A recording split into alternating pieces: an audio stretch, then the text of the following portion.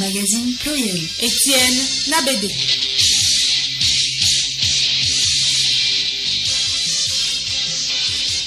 Mesdames, Messieurs, bonjour. Bienvenue dans ce journal magazine. Voici le sommaire.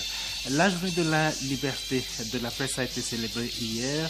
Elle permet de célébrer les principaux fondamentaux de la liberté de la presse, de défendre l'indépendance des médias et de rendre hommage aux journalistes qui ont perdu la vie dans l'exercice de leur profession. Les députés sénégalais votent depuis ce matin pour un projet de réforme constitutionnelle souhaité par Macky Sall. S'il est entériné, le projet va entraîner la suppression du poste de Premier ministre. L'opposition dénonce un passage en force du chef de l'État. Des appels au calme et au dialogue se multiplient à Cotonou au Bénin, 3 jours après les violences post-électorales. Pas de bilan officiel de ces incidents pour le moment, mais l'opposition avance le chiffre de 7 morts. Le Togo progresse de 10 places dans le classement de la liberté de la presse, édition 2019, signe de la vitalité de la démocratie togolaise.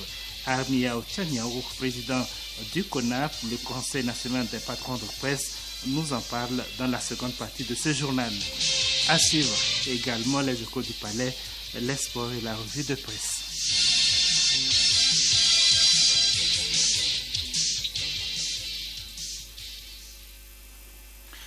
Mesdames, Messieurs, à nouveau, bonjour et bienvenue.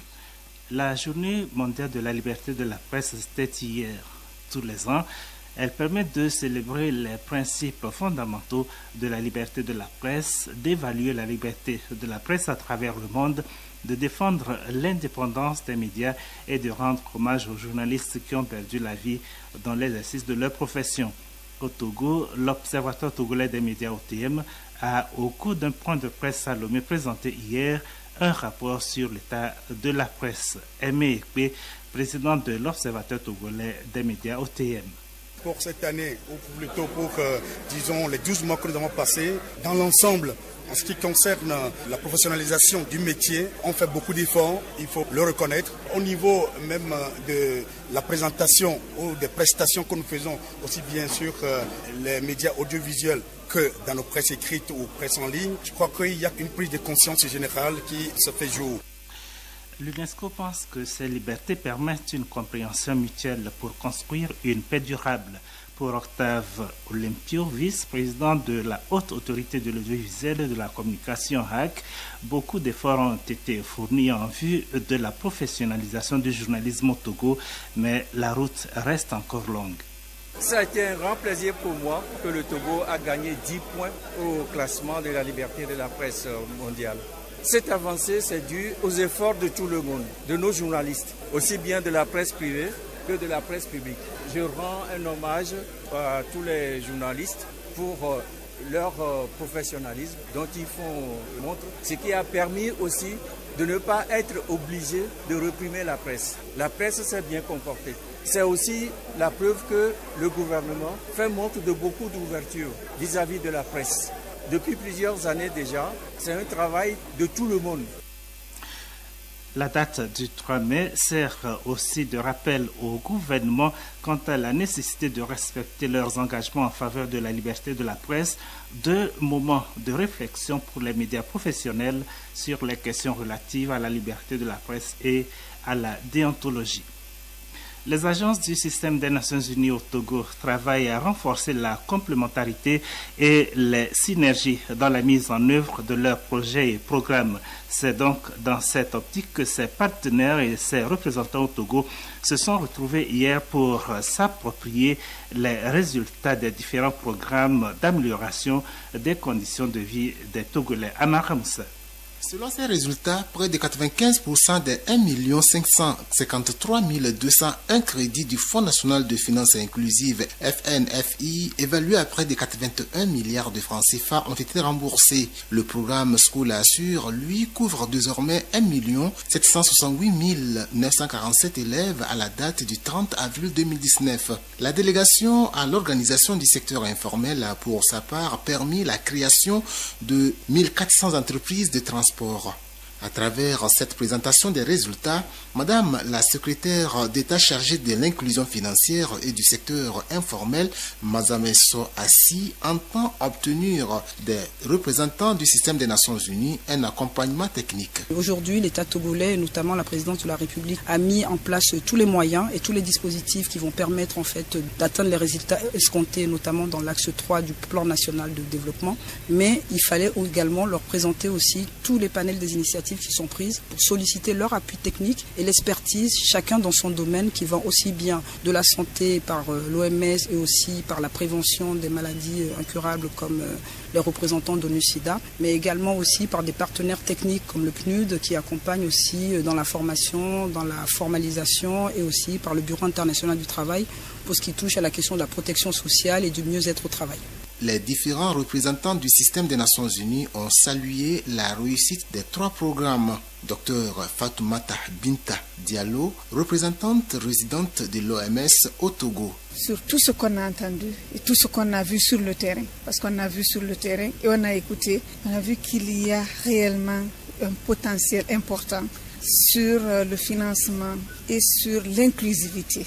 Le système des Nations Unies ici présent est prêt à accompagner techniquement pour voir aboutir certains programmes et surtout d'apporter l'appui qu'il faut dans l'analyse et la documentation des expériences déjà en cours et ensuite comment accompagner pour avancer vers la mise à échelle de ces expériences. Tout ceci dans le cadre du PND. Une série de questions-réponses a permis à ses partenaires de comprendre l'importance de l'organisation du secteur informel qui se veut, selon eux, gage pour l'émergence des pays africains.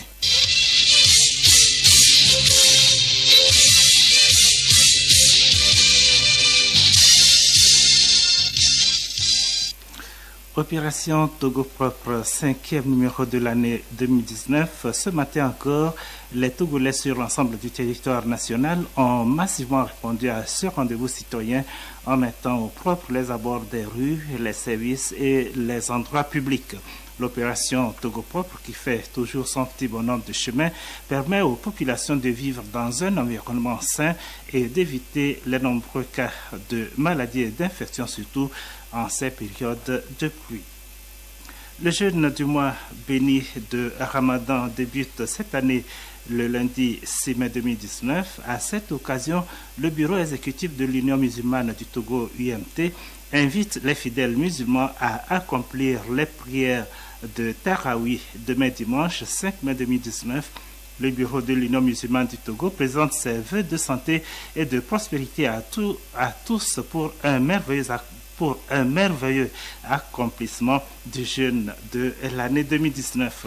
Le Ramadan, rappelons-le, correspond au 9e mois du calendrier de l'Hégire auquel les musulmans se réfèrent pour les fêtes religieuses et qui s'appuie sur le cycle lunaire.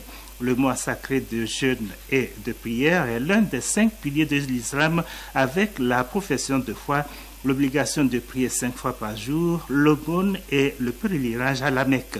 Il représente pour les musulmans un mois de piété, de charité, de frugalité. Durant cette période qui dure 29 ou 30 jours, les croyants musulmans s'abstiennent de manger, de boire, de fumer et d'avoir des relations sexuelles du lever au coucher du soleil.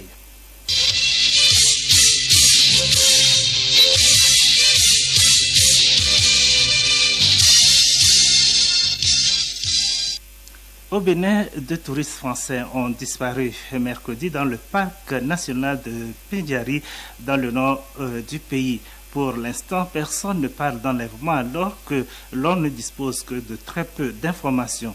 Ils sont recherchés activement avec le soutien des autorités béninoises.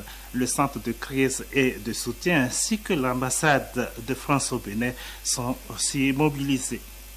Toujours au Bénin, le calme revenu à Cotonou, au Bénin, donc 3 jours après les violences post-électorales, mais les militaires et policiers sont toujours déployés au carrefour stratégique. Il n'y a pour le moment pas de bilan officiel de ces incidents, mais l'opposition avance le chiffre de 7 morts. Depuis hier, des appels au calme et au dialogue se sont multipliés. Liantine Atogima. Après 3 jours de violentes manifestations post-électorales, donc le calme est revenu à Cotonou alors que la Cour constitutionnelle a proclamé jeudi les résultats définitifs des législatives. Elle a annoncé un taux de participation de 27,1%, soit un chiffre plus élevé que les 23% précédemment évoqués par la commission électorale dans les résultats préliminaires. C'est aussi dans ce contexte que la conférence des évêques du Bénin, tout en condamnant les violences, déplore les victimes et propose sa médiation. Les diplomaties françaises et européennes invitent les acteurs politiques béninois à la retenue et leur demandent la mise en œuvre d'un dialogue apaisé. Du côté du gouvernement, le ministre béninois de l'Intérieur, Saka Lafia, a reconnu que certains éléments des forces de sécurité sont allés contre la consigne donnée et promet une enquête et des sanctions à l'endroit des forces qui sont passées outre la consigne. Cependant, d'importants contingents de la police et de l'armée étaient toujours postés dans la capitale économique et bloquaient les accès autour de la résidence de l'ancien chef de l'État, Yahi Boni. Les Algériens ont manifesté à nouveau hier pour le compte du 11e vendredi consécutif. Il s'agit du dernier vendredi de contestation avant le début du mois de Ramadan. La mobilisation a encore été très forte dans la capitale et dans de nombreuses villes du pays. Les manifestants réclament le départ de tout le système. Un mois après le départ de l'ex-président, la détermination des manifestants est toujours la même. Les Algériens ont aussi pris goût à la liberté de parole. Réforme constitutionnelle au Sénégal, les députés sont convoqués ce samedi matin pour le vote. S'il est entériné, le projet de réforme constitutionnelle souhaité par Macky Sall, le président sénégalais, va entraîner, entre autres, la suppression du poste de Premier ministre. L'opposition dénonce un passage en force du chef de l'État et l'absence de concertation. Bénédicte Kanda. Pour la majorité, cette réforme est purement technique et permettra d'accélérer le processus de décision. Macky Sall dispose en tout cas d'une large majorité et ce vote ne devrait être au final qu'une formalité. Même s'il doit obtenir les 3/5 des suffrages pour faire adopter son projet de loi, Macky Sall peut compter sur les 125 députés de sa coalition. 165 élus siègent à l'Assemblée, le quorum est fixé à 88 voix. L'opposition n'a donc quasiment aucune marge de manœuvre. Les députés pourraient déposer des recours, des motions préjudicielles pour demander par exemple un report du vote faute de concertation. Mais ces requêtes sont ensuite soumises au vote et la majorité les bloquera. Faute de marge de manœuvre politique, l'opposition pourrait aussi boycotter cette séance plénière et rejoindre dans les rues de la capitale les membres de la société civile qui ont appelé à manifester devant l'Assemblée. Pour contrer toute tentative de débordement, les rues qui mènent au Parlement ont été sécurisées dès hier par les forces de l'ordre. L'opposition semble donc impuissante face à la volonté de Macky Sall d'aller vite, de faire passer cette réforme qui va entraîner la suppression du poste de Premier ministre alors que le dialogue politique est au point mort. Si les députés entérinent son projet de loi, Macky Sall n'aura alors plus qu'à signer le décret d'application.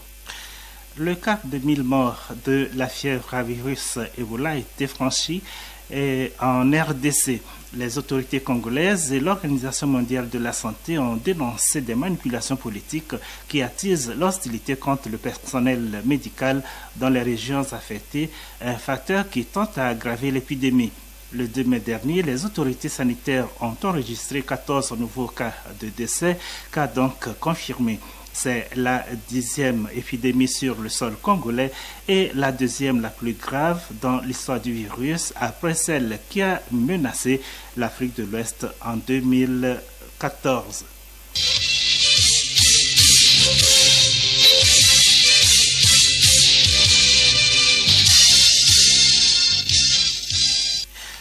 Invité du journal, deuxième partie de cette édition. La journée internationale de la presse, de la liberté de la presse a donc été observée hier. Le Togo se trouve au 76e rang des 180 pays répertoriés, gagnant ainsi 10 places. C'est une preuve de plus que des progrès ont été enregistrés dans le secteur de la presse et de la communication sur les 12 derniers mois. Nous revenons sur ces acquis et la responsabilité de tous les acteurs pour les pérenniser. Pour nous en parler, nous recevons comme invité Arimia Tchaniao, président du Conseil national des patrons de presse CONAP. M. Tchaniao va aussi aborder la question du PND, le thème de l'édition 2019 de la Journée mondiale de la presse. Le président du CONAP, il est au micro de Gabriel Ayena. Monsieur Arimia Tchaniao, bonjour. Et bonjour aux fidèles auditrices et aux auditeurs de la belle radio de l'Europe. Hier, je veux dire le 3 mai, c'était la journée internationale de la liberté de la presse. Pour vous, cette journée, c'est quoi? Je crois qu'il faut remonter plus loin pour dire que l'histoire de la liberté d'expression ou la liberté de presse, elle remonte à des époques lointaines pour l'ensemble des pays du monde. Et vous savez que beaucoup de leur vie pour l'expression ou pour la parole qu'ils ont osé à une époque donnée. Et c'est ce qui, en 1993, a poussé les Nations Unies à instituer et à internationaliser la journée de la liberté de presse, que ensemble nous avons célébré comme les autres pays et les autres confrères du monde le 3 mai hier. Particulièrement, je voudrais que nous revenons au pays, c'est-à-dire au Togo, pour dire que la même histoire a été vécue chez nous. En dehors des médias États qui existaient peut-être depuis les temps coloniaux jusqu'aux indépendances, l'histoire de la presse et la vraie histoire de la liberté d'expression au Togo a commencé avec le vent de l'Est, avec les années 90, où il y a eu une pluralité qui s'est dégagée dans notre pays, avec des presses privées qui ont démarré de façon timide, dans beaucoup de difficultés que nos aînés d'alors nous ont comptées. À l'occasion des journées portes ouvertes que notre organisation, le Conseil national des patrons de presse, la dernière édition qui a été délocalisée de Lomé vers la région centrale et précisément à Sokodé, nous avons eu un thème spécifique sur l'histoire de la presse privée au Togo. À cette occasion, justement, les gens nous ont expliqué comment est-ce que l'évolution de la presse privée a été dans notre pays. C'est à cette occasion que nous avons entendu nous expliquer que l'ancien Premier ministre, par exemple, Aoumé Zounou, était le tout premier directeur de publication d'une presse privée. La liberté d'expression, elle est au seuil de plus ou moins l'attente de toutes les populations. Et nous qui nous exerçons en tant que journalistes, nous pouvons saluer le fait qu'il y a quand même une façon décente dans laquelle nous nous exerçons. Vous l'avez souligné, beaucoup de choses ont été faites, plusieurs, d'aucun moment donné de leur vie. Et d'abord, c'est un droit à toute personne de s'informer ou d'être informé. Et au même moment, la dépénalisation des délits de presse au Togo depuis 2004, cela confère cette liberté à la presse au Togo. Avec votre regard du patron du CONAP, cette presse est-elle libre? Non, je crois qu'il faut saluer l'effort et la volonté des autorités de ce pays. Vous savez, notre petit Togo est un grand pays quand on veut parler de liberté d'expression. Je le dis, d'aucuns penseraient que nous dévions la réalité, mais elle est exacte. Allez voir dans d'autres pays ce qui se passe par rapport à la liberté d'expression. Et c'est bien vrai que, pour moi, les journalistes togolais vivent la liberté d'expression. Les journalistes togolais vivent une condition de travail libre, puisque s'il n'y avait pas cette liberté, je ne crois pas que vous me tendrez le micro. Allez voir dans nos villes, et même surtout à la capitale ici, les émissions que nous animons avec toute la liberté, avec toute la volonté de dire ce que nous pensons. Regardez un peu les titres qui publient ça et là et ce que les gens y mettent dedans. Nous sommes libres d'exercer notre travail au Togo et je peux même dire que nous sommes en train d'aller au galop vers peut-être le libertinage. Et c'est à saluer et à mettre à l'actif de la volonté de ceux qui ont en charge notre pays. Vous avez touché un peu de ces manquements, le non-respect des normes éthiques et déontologiques. Nous allons peut-être en revenir dans les défis, mais bien avant, nous allons nous intéresser un peu au thème de cette journée, la désinformation, la démocratie, le journalisme. Au milieu de tout cela, quel peut être son rôle? Je crois que le soubassement d'une réelle démocratie se repose sur la liberté d'expression, sur le travail, sur nos productions. Et en temps d'élection dans une nation démocratique comme la nôtre, puisque le Togo, depuis des années, s'est lancé dans la marche démocratique et nous le vivons, Je pense que dans une situation comme telle par rapport au thème de l'année, il faut que les journalistes apprennent à faire leur travail de façon équitable. Le journaliste, en réalité, ou entre griffes, doit être cette personne neutre dans une nation qui doit pouvoir servir en même temps tous les citoyens de cette nation en temps d'élection de façon équitable. Il ne faut pas faire du journalisme de clan lorsqu'on est dans une situation d'élection. On ne peut pas être journaliste et choisir, par exemple, lors d'une élection, d'accompagner une tendance et de blâmer ou de piétiner une autre tendance. Donc, bref, le thème, il est salutaire. Quand surtout on se retrouve dans un continent comme l'Afrique, où les élections, quand on les gère mal, ont toujours été source de difficultés.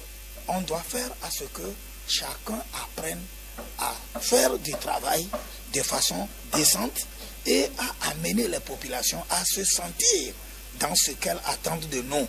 Nous n'allons pas faire du journalisme de complaisance ou du journalisme qui doit sectoriser ou créer des difficultés au lieu d'informer, d'éduquer et de former les populations. C'est dit qu'aujourd'hui on doit avoir des journalistes qui construisent au lieu de ceux-là qui détruisent. À l'interaction de ma présent, au rapport de Reporters sans frontières de 2019, le Togo a fait un bond de 10 places, du 86e rang l'année passée. Aujourd'hui, en 2019, le Togo est le 76e.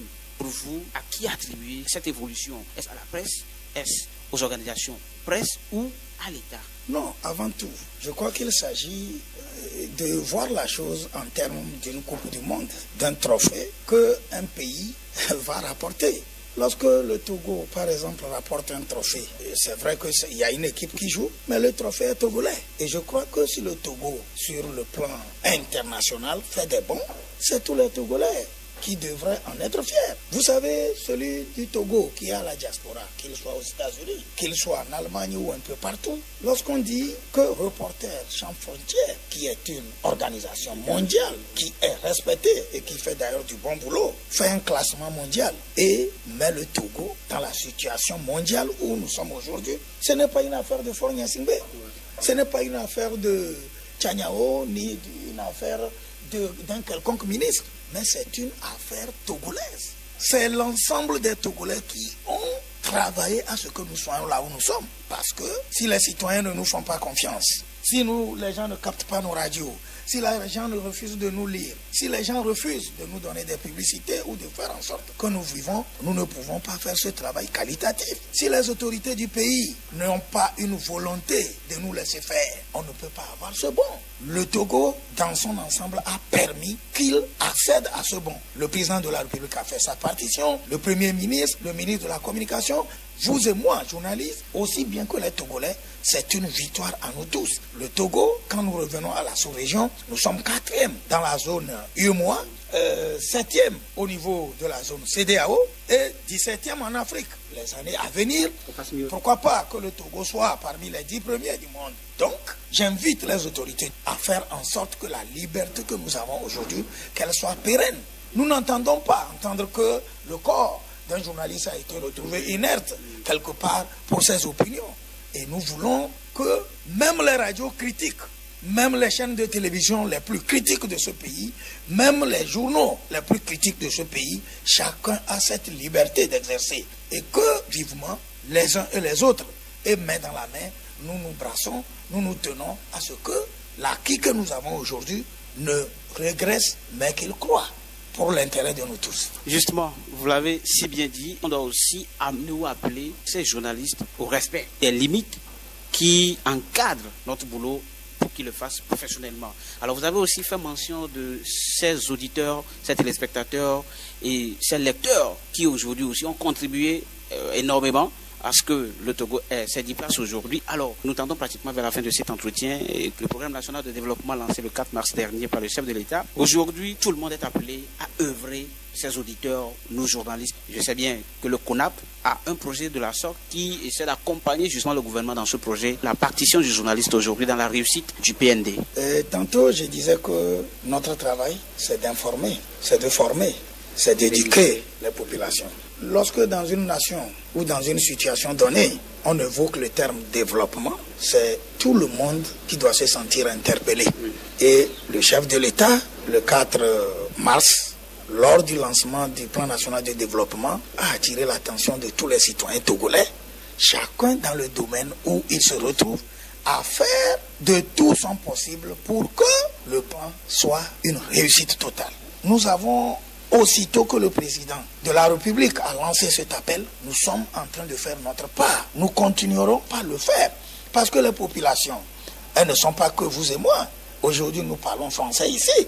Il y a des Togolais qui méritent de comprendre le plan national, qui doit leur apporter cette essence dont nous parlons de demain. Il faut qu'ils comprennent le plan pour y faire foi. Il faut que nous, en tant que journalistes, nous fassions notre part en expliquant non seulement aux citoyens, mais à ces bonnes volontés qui sont du privé et qui, une fois connu le plan, auraient eu foi au Togo et seraient venus investir dans les 65%, puisque les 35%, c'est pour le gouvernement togolais qui, d'ailleurs, a fait la grande partie. Depuis 2018, le gouvernement togolais a fait beaucoup de choses qui sont déjà étoffées, qu'on ne peut pas nous mettre à énumérer ici. Ce que je voulais dire à tous les Togolais, de faire foi au plan national de développement, je le dis, non pas parce que je prends un penchant, parce qu'il y a des gens qui confondent développement et politique. Quand on aurait construit des hôpitaux de référence, quand on aurait construit des universités, des écoles, des centres de recherche, ce serait pour tous les Togolais, parce que quand vous voulez aller à l'hôpital aujourd'hui, on ne vous dit pas quel est votre parti, quelle est votre carte. C'est pour cela que j'interpelle tout le monde à faire en sorte que nous ne nous divisions pas autour du développement. Si je dois ajouter, c'est pour continuer par dire à tous les journalistes que le mois de mai, c'est notre mois de fête. Même si hier tout a été bouclé, continuons par fêter. Faisons toujours attention à tout ce que nous produisons. Faisons toujours attention à là où nous nous engageons et interrogeons-nous toujours avant de poser les actes et soyons professionnels. Arimio Tchaniao, merci. Merci.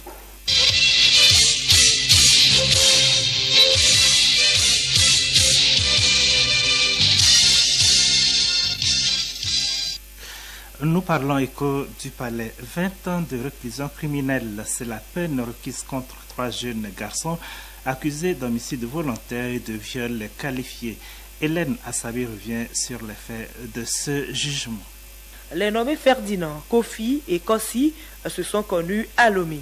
Un jour, au cours de leur discussion, ils émirent l'idée de soustraire frauduleusement un véhicule. C'est ainsi que dans la nuit du samedi 28 juillet 2008 à 21h, ils se rencontrèrent au niveau d'un restaurant situé sur le boulevard Circulaire. Était également présent dans le secteur la nommée Innocente, petite amie de Ferdinand qu'ils avaient souhaité associer à l'opération en vue de sa réussite, et le sieur Maouli, un ami de Kofi. Ensemble, ils prirent un taxi appartenant à Dame Abla et conduit par le nommé Bouraïman. Ferdinand était assis avec sa petite amie à côté du chauffeur et les autres sur le siège arrière. Ils ont fait croire au conducteur qu'ils se rendaient à Débikeme, un village situé sur la nationale numéro 2 en allant vers Agoudrafo pour ramasser des chaises en plastique et quelques objets. Arrivés à l'entrée du village, ils demandèrent au chauffeur de virer et d'emprunter une route non bitumée. Avant d'arriver à la devanture de la maison où les effets à ramasser étaient censés se trouver, les nommés Kossi et Innocente descendirent. À quelques mètres de la maison, ils demandèrent au chauffeur de marquer un arrêt. Kofi, assis juste derrière le chauffeur, saisit celui-ci par le cou contre l'appui-tête du siège pour l'étrangler. La victime tenta de se défendre, mais ses bourreaux, entre-temps, rejoints par Kossi, parvinrent à le tirer hors de la voiture, le ligotèrent aux pieds et aux mains avant de le jeter dans la brousse, bâillonné et les yeux bondés. Ils emportèrent ainsi le véhicule automobile. Ils rejoignirent la nommée Innocente qui les attendait à quelques centaines de mètres des lieux du crime. La firent monter dans le véhicule et prirent la direction du village d'Améignan dans la préfecture de Vaud. Là, Maouli et Innocente se logèrent à l'auberge, tandis que Ferdinand, Kofi et Kossi prirent une autre direction. Le lendemain, 27 juillet 2008, le corps sans vie du chauffeur Bouraïman fut découvert et les investigations de la brigade territoriale d'Agoudrafo permirent de localiser les présumés auteurs du crime dans le village d'Achansi, dans la préfecture de Vaud. Les enquêteurs ont d'abord mis la main sur le nommé Ferdinand, ensuite sur Kofi, Maouli et Innocente, le 30 juillet 2008. Enfin, Kossi, qui avait réussi à prendre la fuite, a été également interpellé le 12 janvier 2012 suite au mandat d'arrêt décerné par le juge d'instruction. Entendu qu'en enquête préliminaire, tous les mis en cause ont reconnu les faits à l'exception de Maoli et Innocente. Ces derniers ont déclaré avoir fait le déplacement ensemble avec leurs co-inculpés tout en ignorant tout de leur projet et ne les ayant pas aidés à l'exécuter. Devant le juge d'instruction, Maoli et Innocente ont clamé à nouveau leur innocence tout en confirmant leur déclaration en enquête préliminaire mettant en cause leurs co-inculpés. Entendu que l'information n'a révélé aucune charge contre les nommés Innocente et Maoli et que c'est l'inculpé Ferdinand qui s'est servi de sa petite amie pour mettre en confiance la victime et faciliter l'opération, aucune charge n'a été donc retenue contre eux. Mais Ferdinand, Kofi et Kossi ont été, eux, accusés d'homicide volontaire et de vol qualifié. Ils ont été donc condamnés à 20 ans de réclusion criminelle. On se retrouve samedi prochain pour un autre numéro.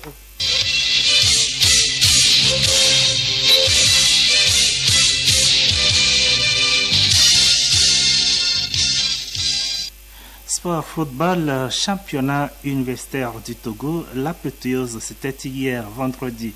Les finales ont été disputées en athlétisme et en football en présence des ministres en charge des sports et de l'enseignement supérieur. En football, pour commencer, c'est l'école supérieure des affaires, ESA-TG, qui est sacrée championne en venant à bout de l'Institut national de la jeunesse et des sports, INJS, au tir au but 5-4, temps réglementaire 0-0. En athlétisme, aux 100 mètres, chez les dames, c'est Mademoiselle Boulet et Mefa de la FSHS qui est la première à franchir la ligne d'arrivée avec un chrono de 12 secondes, suivi de Nyagnon de INJS 14 secondes. Brigitte Faré complète le podium avec 19 secondes, tandis que chez les hommes, c'est Guedje Casimir de l'INJS avec un chrono de 11 secondes 12 qui prend la première place, suivi de Nayo Médard, toujours de l'INJS, 11-17, et puis Amata Patrice est classé 3e avec 11-19. Écoutons les impressions du ministre en charge des sports, Folibazi Katari. Un championnat universitaire, c'est très chaud, vous l'avez constaté. À partir de cette équipe-là, on va pouvoir avoir de bons talents pour l'équipe nationale. Vraiment, nous avons été heureux de passer tout ce temps-là avec ces étudiants où on a découvert de très bons talents. Félicitations à l'équipe gagnante qui est l'équipe de ESA Togo.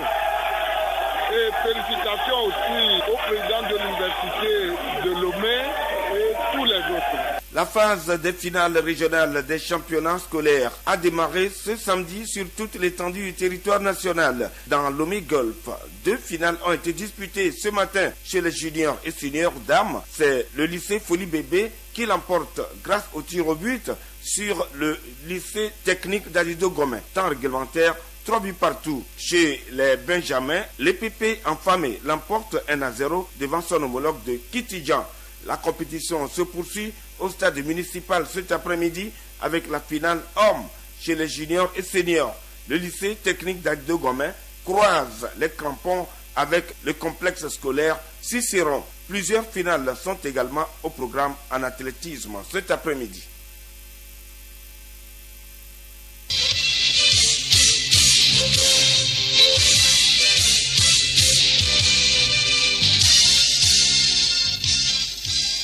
Nous bouclons ce magazine pluriel avec la revue de presse. Le 59e anniversaire de l'accession du Togo à la souveraineté internationale a été célébré samedi dernier.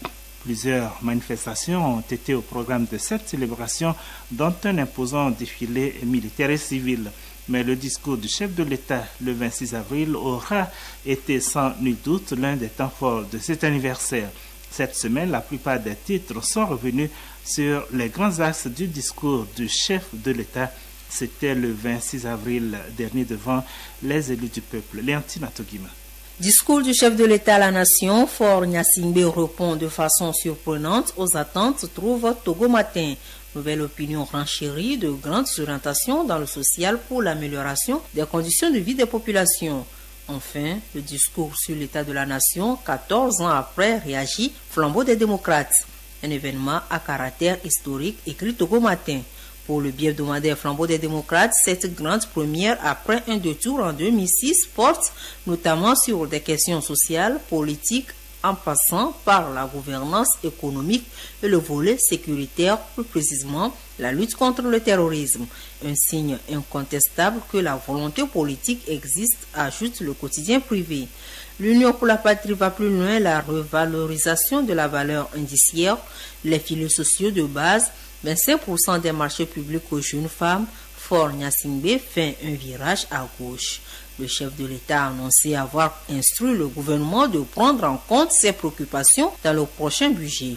À ce sujet, les ministres Gilbert Bahora, Christian Trimois et Sani Yaya ont apporté leur éclairage aux Togolais, indique Nouvelle Opinion. Ces émissaires du gouvernement ont rassuré de mettre tout en œuvre pour traduire dans les faits les annonces du président de la République. Actu Express n'est pas de cet avis. Selon le journal, il ne s'agit que du bluff. Un discours à posture propagandiste, des plats réchauffés et rien que des paroles analysent la manchette. Même si c'était le cas, répond le messager, Faure Gnassingbé a coupé l'herbe sous le pied de ses détracteurs. À Flambeau des démocrates de relever un détail important dans ce message à la nation, l'annonce de l'enclenchement prochain de la déclaration des biens et avoirs prévus par la Constitution, une décision qui s'inscrit résolument dans la dynamique de la poursuite par le gouvernement de l'amélioration de la gouvernance et surtout la lutte contre la corruption, rajoute le bi-hebdomadaire. Concernant la lutte contre la corruption, le ministre en charge des relations avec les institutions de la République, Christian Trimois, appelle les acteurs à ne pas rater l'étape de la pédagogie, rappelle Togo Matin. Liberté titre à sa une, discours à la nation, réforme locale, la coalition de l'opposition fustige la démagogie électoraliste du président de la République. À part ce message de la nation, un important défilé militaire et civil a marqué aussi la célébration du 27 avril. En marge des festivités, le journal Flambeau des démocrates relève que 59 ans après l'indépendance, l'école togolaise toujours au creux de la vague. Faure Gnassingbé reçu par le pape François en début de semaine, nous informe le messager. Le chef de l'État reçoit les bénédictions du souverain pontife, trouve l'Union pour la patrie. Les deux hautes personnalités se sont entretenues, entre autres sur la situation sociopolitique au Togo et sur les questions de paix et de sécurité dans la sous-région ouest-africaine, mentionne le bi-hebdomadaire. Liberté se demande si les vraies raisons de cette visite au Vatican n'étaient pas ailleurs. L'Union pour la patrie revient et note que le pape François a salué l'engagement du président togolais à renforcer le processus démocratique et le dialogue au Togo. Les échos de la fête des travailleurs pour finir, célébration du 1er mai, le ministre Gilbert Bahora de la fonction publique a échangé avec le SINACIT dans la gaieté, indique l'éveil de la nation. Les centrales syndicales ont remis une longue liste de doléances au gouvernement, précise le Canard indépendant. Le grand quotidien national Togo Presse relève que le chef de l'État a salué l'engagement des travailleurs pour un dialogue social constructif et a ensuite annoncé des lendemains meilleurs.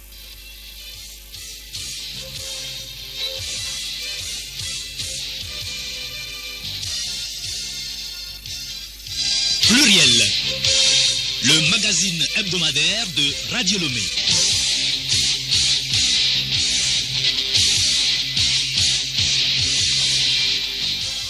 Magazine pluriel de ce samedi 4 mai 2019, c'est fini. Nous vous donnons rendez-vous samedi prochain. Merci de nous avoir suivis.